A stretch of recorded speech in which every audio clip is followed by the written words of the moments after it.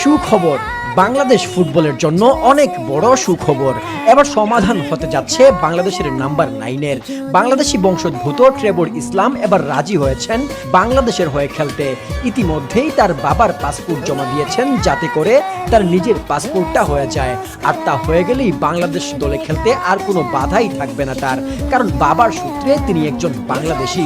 হামজা সুমিত্রা এতদিন মাঝমাঠ থেকে যে বলগুলো বানিয়ে দিতেন তা গোলে পরিণত করার মতো খেলোয়াড় এতদিন ছিল না বাংলাদেশে। এবার তার সমাধান পাওয়া গেল, এখন থেকে আর মিস হবে না। কিন্তু কে এই ট্রেভর ইসলাম? কেন তাকে নিয়ে এত উচ্ছ্বসিত বাংলাদেশের ফুটবল প্রেমীরা? তার নাম ট্রেভর ইসলাম। বেড়ে উঠেছেন আমেরিকাতে। যুক্তরাষ্ট্রের ইউনিভার্সিটি লিগের ক্লাব স্ট্যানফোর্ডের মেন্স সকার টিমে খেলেন। যুক্তরাষ্ট্রের ভার্সিটি লিগ কতটা উন্নত তা জায়ানকে দেখলেই বোঝা যায়।